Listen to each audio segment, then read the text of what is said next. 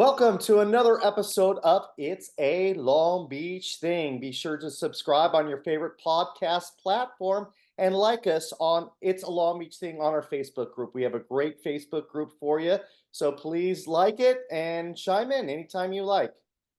We have a wonderful show for you today. The theme of this episode is going to be Watch Me.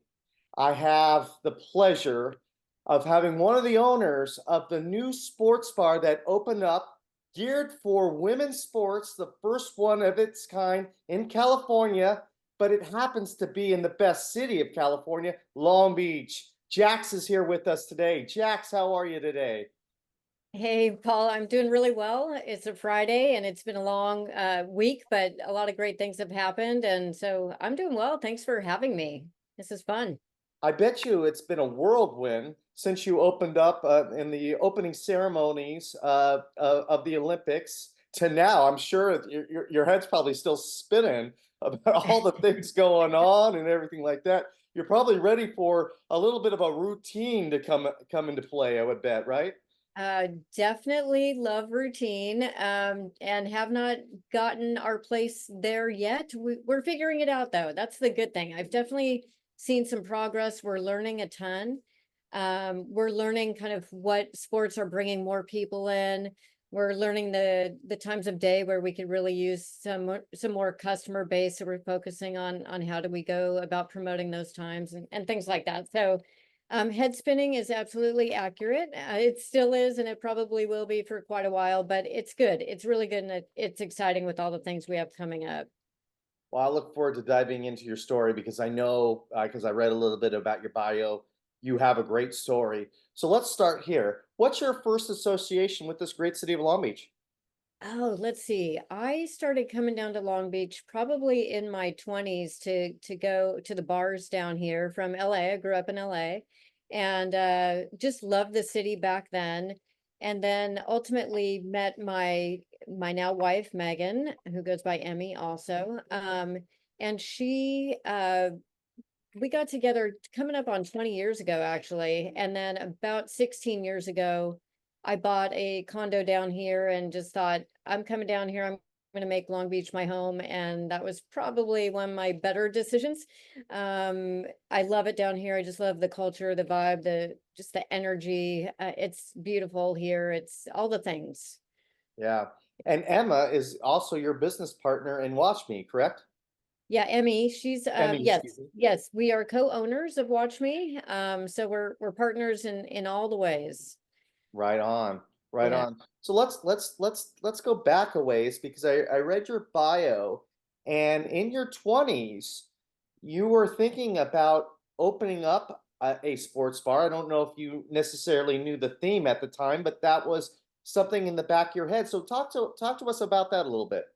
Yeah, exactly. And you got it right because some people mix that up and they think back then I wanted to open a women's sports bar and it wasn't about that. It was really just about opening a sports bar where myself and my friends could go and just feel comfortable and have this great space to watch whatever we want to watch. And, we're pretty strategic. We understand the NFL. We love it. Uh, if I knew back then, if I could play flag football or something back in the day, that would have been really, really cool. But that was what it was about. It was just creating this space, and I never could let that go. I always had that in the back of my mind, and I was too young then. I was in my early 20s, and there was no way I could figure out how to get this bar concept up and running. I'd written it all out, and it was all detailed. The floor was a basketball court. I had bleacher seatings. I had all these things. But it just sort of laid there. And I found my way through various careers and then ultimately in 2022 when Jenny Wynn opened the sports bra up in Portland, which was the first of its kind concept of an all women's sports bar.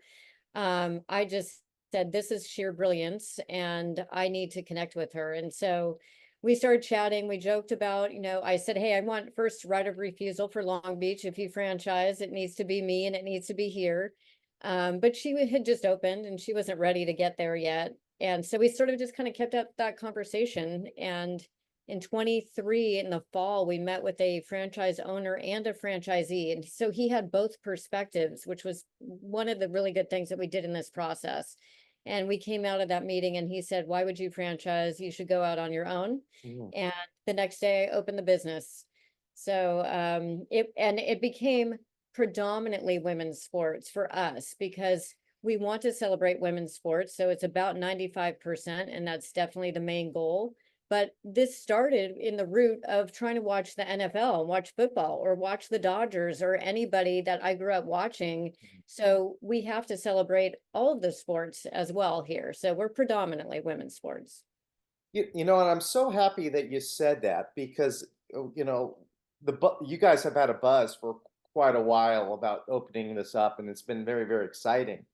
And one of the questions that I had with my friends was, hey, I mean, I obviously the focus would be women's sports, but hey, on one of the smaller screens, if somebody wanted to watch the Dodger game or the NFL, would you guys offer that? And I didn't know the answer until I started following you on Instagram and saw that you had the schedule and you had the Dodger schedule on there Right. and other sports, and I think that is great because Yeah, women like to watch those sports too. Women like that's the right. Dodgers, women like the Angels, women like the NFL just Mm-hmm. as much as men. So I Yep. think that is great. Not only that, you want to set up an environment. Yeah, it's women's sports first, but you want other people to be comfortable in that bar too, correct? That's right. That's absolutely right. It's all about inclusivity and everyone knowing that they're welcome here. It is all ages. So even though we have a bar, we are a restaurant as well. And just like a lot of the other bar restaurants out there, as long as you're not underage and bellying up to the bar, you're okay to come in.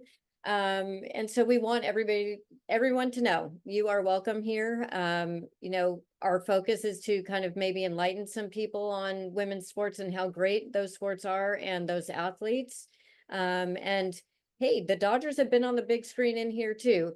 And football, we are expecting a ginormous crowd in here on Monday nights, Thursday nights, and Sundays, and even Saturdays for college football. So we've got a bunch of fun things in the works related to football specifically, but yeah, it's going to be a good time in here, and everyone should know that they are more than welcome in here. Yeah, matter of fact, bringing up the Dodgers, I believe one of the owners is one of the greatest women's tennis players, not only women, but greatest tennis player of them all, who is a Mhm. Long Beach a native, Billie Jean King. Oh yes, I am doing everything in my power and I'm not giving up until we get Billie Jean King in here. There is a potential for something to come up soon and before the end of the year, so we'll see. But I am in talks with someone directly connected to her, and then every other angle I know that I can work, I'm asking how do I get her here because I mean she is a busy woman. I She bet. is everywhere. And right now, the US Open is going on and she's there. And so the next time she's in Long Beach or Southern California, we're going to try to see if she can pop on in here and sign the mural that we have of her on our wall. It'd be awesome. Oh, that'd be awesome. So does she not have a home in Long Beach anymore? I, I don't know the answer to that. Okay. I know that she doesn't live here full time. Yeah. Yeah. Yeah. That's all. Yeah. So, I mean, not just you're running a all women's sports bar, the first of its kind in California. Not only you're doing that, but just running a restaurant slash bar is a difficult task, especially when it's a startup. So, talk to us through that process because I know that that's not, just plug and play. That is not plug and play. And what I was doing in my life before this was pretty plug and play. And so I think that's what allowed me to say, hey, I'm definitely ready for a challenge and ready for something else. Challenge, I don't know of a word larger than that I could use, but that would describe what has this whole thing has been. I mean, we flipped the space that we're in 7 weeks to get it to what it is today and to open by our goal date, which was the opening ceremony of the Olympics. Um, and then, so it was everything kind of marching towards that. And then after that, it was like, okay, now we're in full-time operations of a bar restaurant. I've never worked a day in a restaurant. I have to rely on the people that we've hired to help us get through. And it was the Olympics. So the volume was insane, especially for women's soccer. And we were getting up at the crack of dawn because of Paris time. And oh man, it was a lot. But we made our through the Olympics, and then it went into the next phase. Okay, this is kind of normal programming. We changed our hours to be open 11 to 11, 7 days a week. And so now we're we're open for those lunch hours and trying to build that. And it just has been, talk about learning. It's been a lot, just, and unfortunately, some of the things that have happened have, been difficult. They've been hard decisions to make. We've had a consultant that's guided us on some things, and so we've had to go those directions when we maybe didn't necessarily think that was the way we want to go, but we've never done this before. So, in trust, we've made some decisions, and we're just learning a lot and making our way through. I mean, that's all you can do, right? Just kind of like redirect and the art of the pivot, I call it, and just doing that all over the place. What I loved about it, because I was fortunate enough to go to your opening ceremonies, and I was fortunate enough to listen to your speech in particular. And you talked about months earlier that opening ceremonies was the day. That was what we were going to do to open it up, and you Yeah. were going to do whatever it took to make that date. And I think you said in your speech there was times where that promise to yourself was really really tough. So could you talk a little bit about that? Yeah, there were a lot of those. We struggled to get the lease signed. So there was that. We targeted this spot very early on, probably in November of December of 23. And it took about 6 months to get the deal done for various reasons.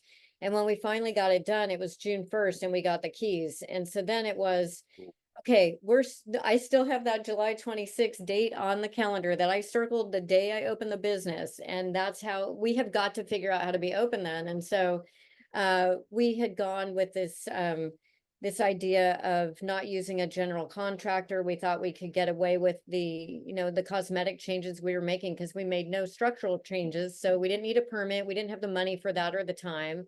So we thought we could kind of go that route, and then quickly learn, no, you need a general contractor to come in here and do all the things. And so we did have a moment where we were kind of flailing around, but it was brief, and we figured it out and got the right contractor in here, and spent a lot of time kind of working with him and driving his team, and like, but we have to figure this out. We have to get creative. And then, oh yeah, what about the liquor license? And that's happening in the background, trying to get that sped up. And one of the previous owners was out of the country, and we needed his actual signature. And so we had to figure that out.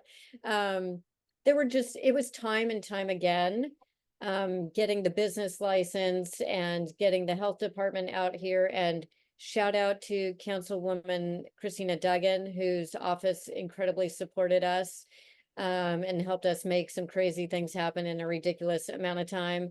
But time and time again, it was, no way is this going to happen. Even 2 days before our soft open, we had a team in here helping to paint, and they said, "You're going to be open on Saturday?" And I said, "Yeah, we are." I knew that we're going to figure it out. And we did it. We got open and we made it happen. And I like to call them a lot of watch me moments, because we were doubted all over the place and we still made it happen exactly when we said we would.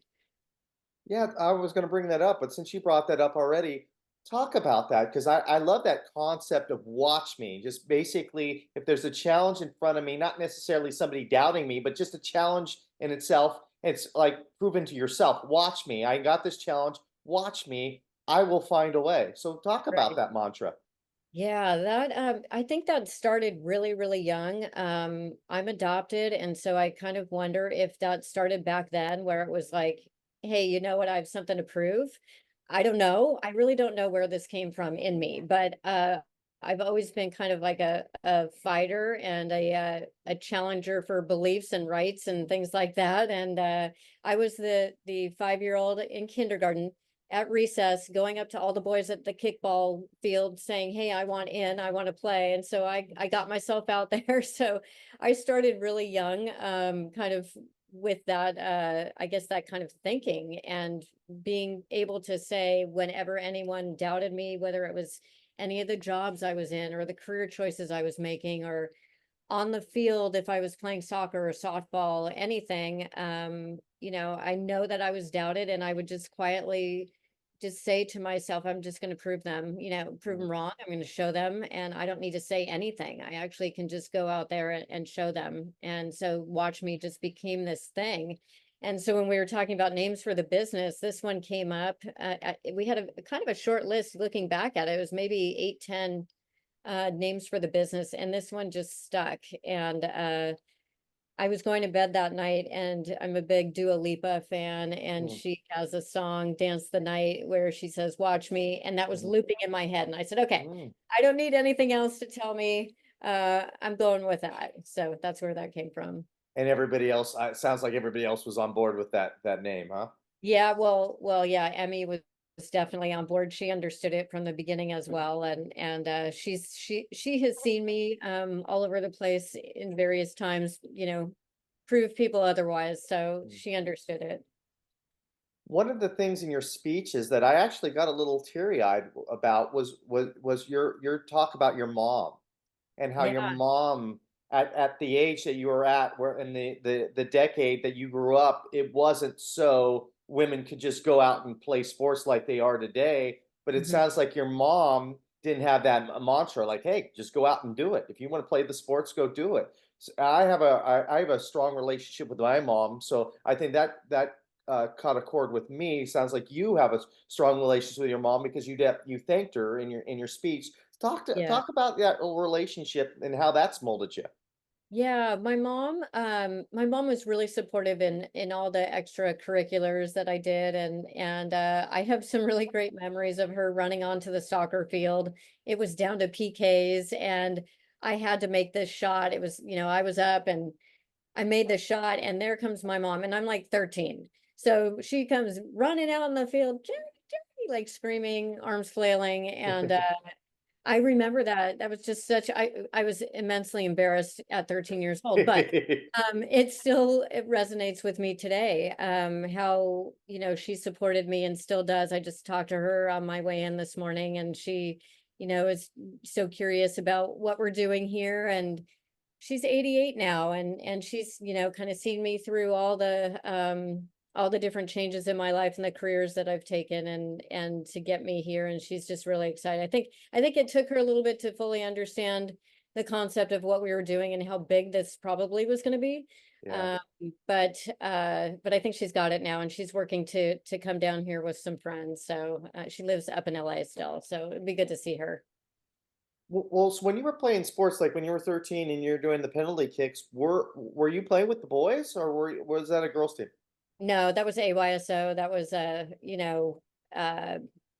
just AYSO girls soccer. Oh, Yeah. okay, got it. Yeah. Okay, And I think actually I was older than that. I was probably maybe 15, 16. Now that I think back. okay. And Yeah. you what high school did you go to in LA? I went to uni in Westwood. Okay. Yeah. Are you from LA?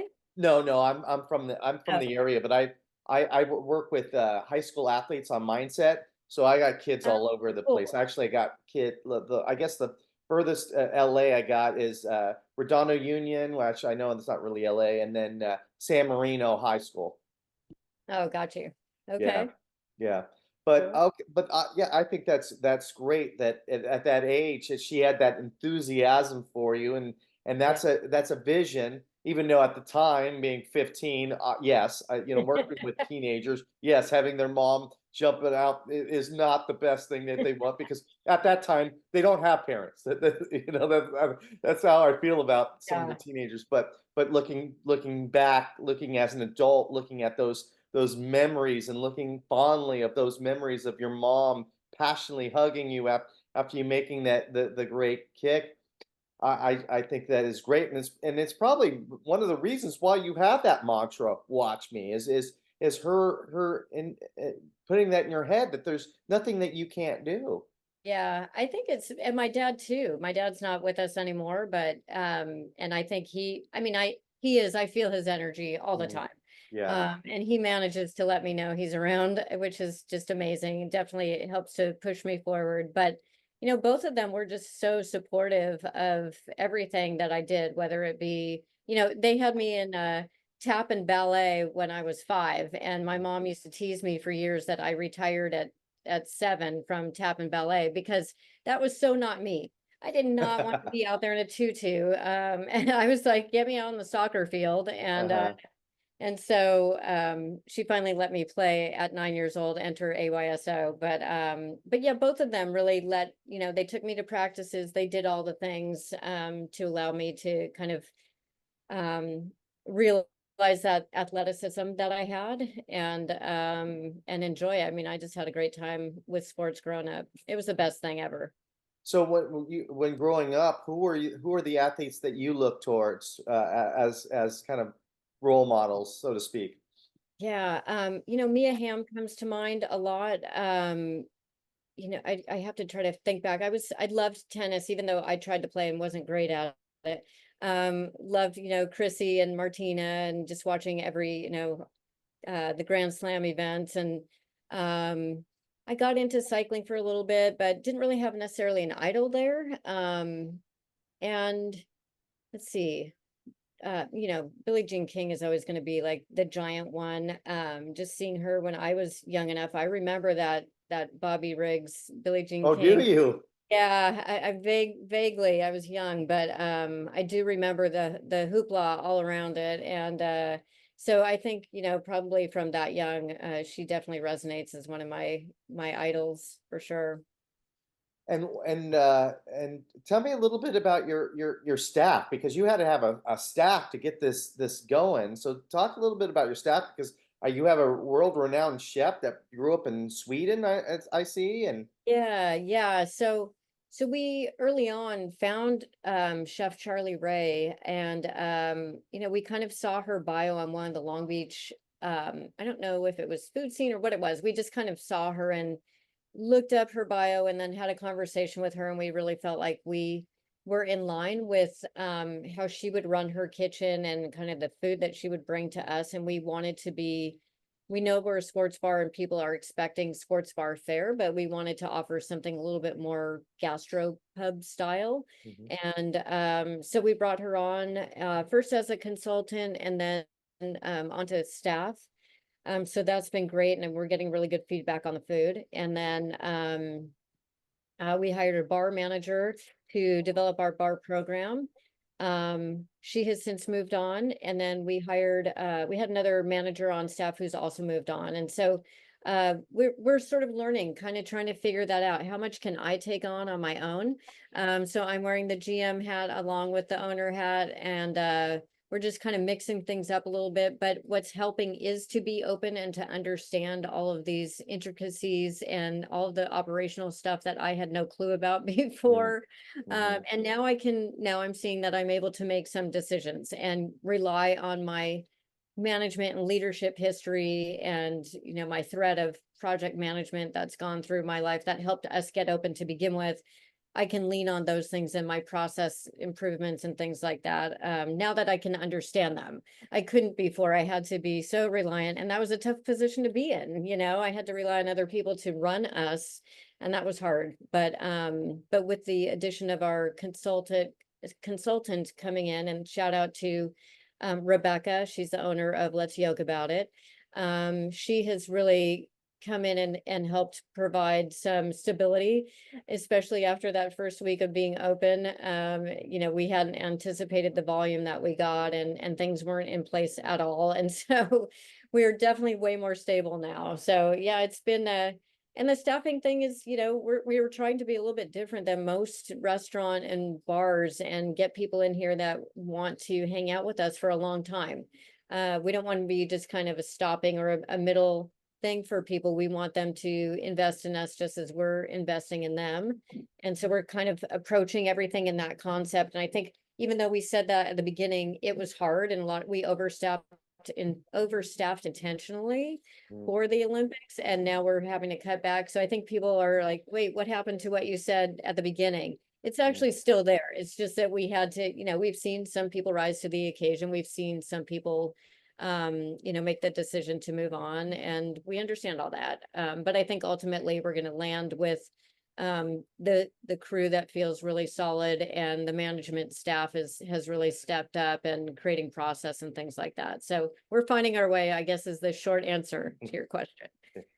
Yeah, that's definitely a tightrope that you have to walk in the food and beverage industry, because there is a lot of turnover. And you bring people in and they interview well, and then you get them in and maybe they don't perform to the level of when you interviewed them, and obviously those are the things that you'll have to work on probably until forever, because that's Yeah. just the nature of the beast of it. But it sounds like your process of hiring, it sounds like you're a little bit more selective because of that you kind of want to bring in people that fit that mold, that environment that you're trying to create. You're trying to create an environment of inclusivity, as you said, and people that want, and like you said, that want to be there and that have pride in Yeah. to be there, and wanting them to grow in the company in whatever capacity they want to. Yeah, that's definitely a tightrope. So a question I want to ask you, because I know, again, this is you're I know we're still in the early stages of this, but you've come your company has come a long way in such a short amount of time. So if you could have a conversation with yourself back in November of 2023, what other things would you say to yourself to help you with your sanity throughout this process? Um, Someone asked me something similar to that recently, and I said, don't think too much about it, just go. And that's really what I ended up doing. I think the moments where I got the most wobbly was when I was sort of sitting in this like, this isn't going the way I want it to go, and what do I do?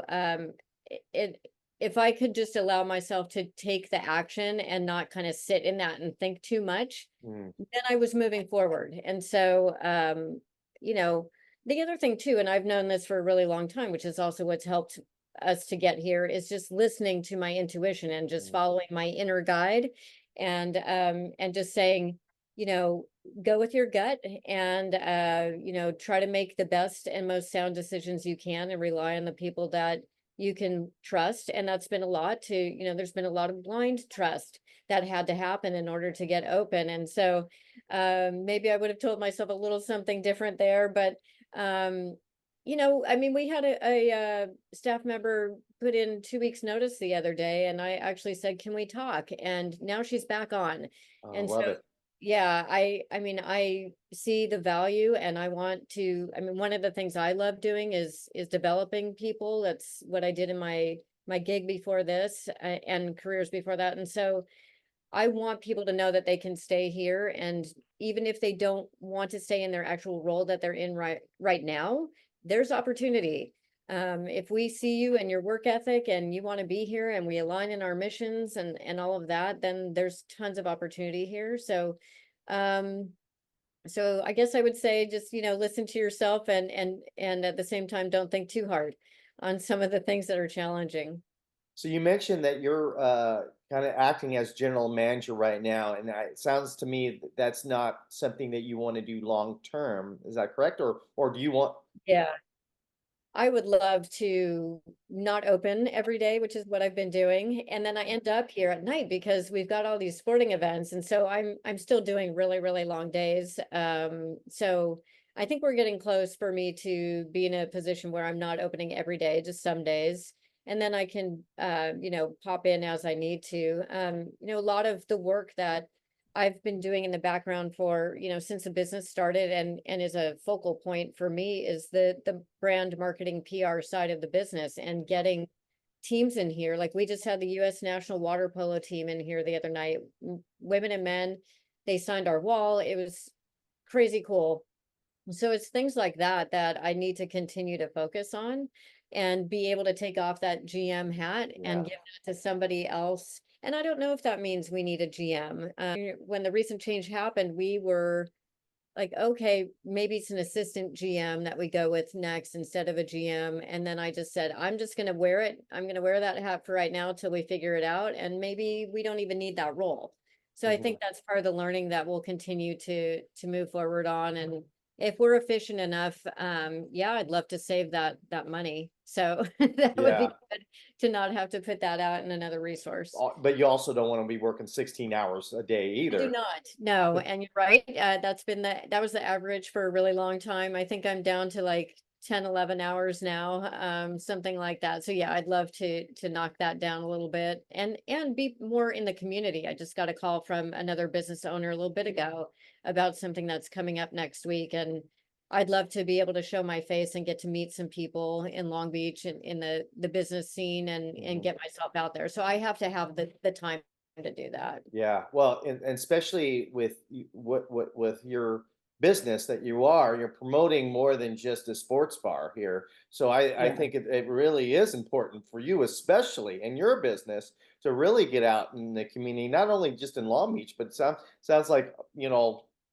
all over Southern California, and if not greater, because I feel with your sports bar, it's not. I mean, obviously, I'm this. It's a Long Beach podcast, and I'm a Long Beach person, and I want Long Beach. I want Long Beach people to be there first. But for your sports bar, I feel it's not just going to be a local thing. We're just going to be Long Beach people. I feel it's going to be all over Southern California because you're the first of its kind. There's no other women's sports bar in the area. So I feel like people from LA, people from San Diego, they're all going to be coming, especially on the weekends, to your sports bar to watch women's sports. Yeah, and the weekends have definitely proven that exactly what you're saying. We've gotten people from San Diego, we've gotten people. I heard someone was here from Big Bear. Um, and the IE and a little closer in Pasadena and the Valley. And yeah, we're definitely getting people from all over. And that was one of the reasons why we also felt like Long Beach was the logical location because we're right in between LA and OC. And then, just to the east, everybody can come out here to Cal State Fullerton. We've had people here from them, so from that area. And so, yeah, we think we're in the prime location and we love it here. And we're definitely getting some good feedback of people coming in from various areas. Yeah, because you're literally walking distance to the border of Seal Beach. Yeah. Oh yeah. It's And right over the bridge. it's Yeah, right there, and there's good freeway access. that's That's one of right. the reasons why Long Beach is so great, is because it's so centrally located from LA County and to Orange County. So Yeah. yeah, I agree with you. I think it's a great spot, and right there on P. I know you're on the backside of PCH, but right there on Yeah. PCH, you can park right there in the front and walk right through. I bank at the Long Beach Federal Credit Union, Oh which is right yeah. in Yeah. front of you. So It's right I can there. see your restaurant from there when I go to the ATM. So it's right Yeah. there if you park in the front there. Yep, yep. Pretty convenient, we think. And working on getting some signage on PCH, but I'm in the queue with the property management company. And I think that will help because I think Google takes people somewhere else, like to the back lot. But Yeah. we say, hey, we're next to Bevmo, map to Bevmo, because somehow Google got them right. So yeah, but we're, like you said, right off the freeway, definitely very easy to get to. Yeah. So I'm curious because the legacy here, it could be, just you couldn't even explain put words to it. But what is your vision, maybe a couple years down the road, and then your ultimate vision with Watch Me Sports Bar? Oh boy, we have a lot coming up here. The Olympics will be in LA in 4 years and a bunch of events here in Long Beach. I forget the total number, but we will definitely be very established at that point and be very ready for everybody to come visit us before, during, and after events. And so I think our goal over these next couple years is to really get that brand established for what it is, which is women's sports, celebrating them all over the place, and inclusivity, safe space. Those are our pillars, and as long as we are continuing to sort of build on those things, and make sure that we are known as a a great option for events and meetings and parties and gatherings and things like that. You know, I think those are the big focuses over the next couple years. You know, 5, 10 years after that, like after the Olympics, we'll see where we're at. We already had a couple people ask us to franchise. It was day 2 or something. It was week.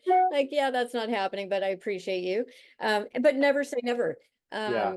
Depends how we do over these next couple years. But at the same time, similar concept bars are popping up all over the United States, and there's going to be a huge boon in those the rest of this year and into 25. So we will, right now we're the only one in California, but there will certainly be more, and there should be. And so I think each takes on the personality of its owner and its community. And so I think it'll be fun to see all of us out there and supporting each other, which is something that gets lost, I think, in all of this, is that all of us other women's sports bar owners actually have this really cool camaraderie, and we're all helping each other. It's not a competition. It's a really cool thing that's happening behind the scenes. And so so yeah, I don't think we would franchise. I think we might be a little too old by the time we got to that stage, but you never know. Yeah. See. Yeah, well, to that point, a rising tide rises all boats. So the Yeah. more you bring attention to your sports bar and more sports bars like yours pop up, I think the more the popularity grows and everybody and if you run it the correct way, and I think that I mean that's with any business, you run it the correct way, you treat people right, which you are doing and doing everything right in the community. I think there's room for everybody. Yeah, absolutely. That's the whole point. Every age is welcome. I don't care what your gender is. If you Mhm. love women's sports and you want to come in here and have some really good food and be in a community space with like-minded people, come in here. Mhm. The drinks are really great too. Also, the non-alcoholic drinks, we've got a really great menu there as well that most sports bars don't offer. And so, yeah, we're trying to just hit all those things that there's something for everyone. And what kind of events are coming up in September for you? So September, we've got there's some more WNBA. We're heading into the playoffs, and so that's going to be really fun. Also NWSL. So we've got ACFC games coming in here. Those always pack the house. And then the For people that don't know those acronyms, what does that mean? let's see, we've got the LA Sparks. So the Oh, women's oh, basketball. the WME. Oh, Professional. but you said something that there was some And then acronym you said. I didn't know what that was. that was WNBA, and then NWSL is the Oh, that's the women's one. soccer. Yeah, women's soccer is ACFC, so Angel City Football. Okay. So they will be they always pack the house, and so there's a bunch of games coming. So outside of those, you know, we're like I said earlier, we're expecting NFL to really be hopping in here, and so that's that in college football. Mhm. And then we've got other people that are now recognizing that we're here, and they're starting to book spaces and having group parties and gatherings and things like that. So there's a lot on the calendar coming up, and then some other things. I can just kind of give you a little bit into October that Yeah. really wanting to do something for breast cancer awareness. Mm. And so we're partnering with the Susan G. Komen Foundation, and there's some other things around that that aren't solidified yet, but around the supporting, you know, recognition of breast cancer awareness. And that is related to an athlete that's hopefully coming in. And so trying to just work on a bunch of things in the background to get some fun stuff on the books. Trivia night, it's going to be coming at some point soon, starting with sports trivia, of course. Mhm.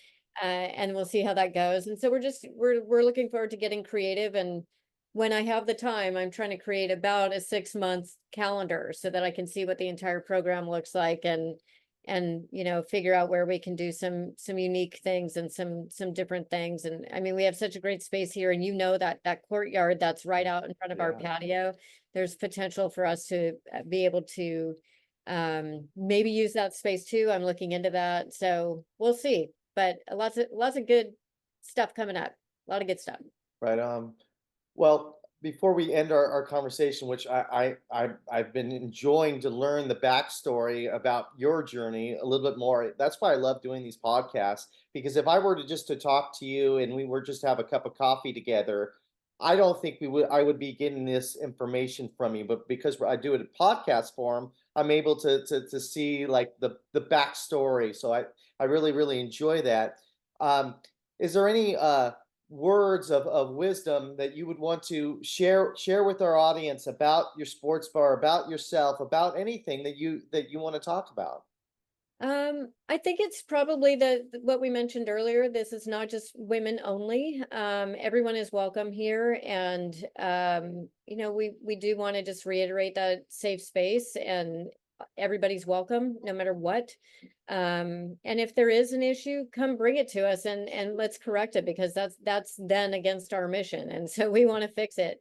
And the community is helping to shape us, and so we're listening to what people have to say. I have friends come in here and say, you might want to look into this, or do this a little differently, or this was my experience.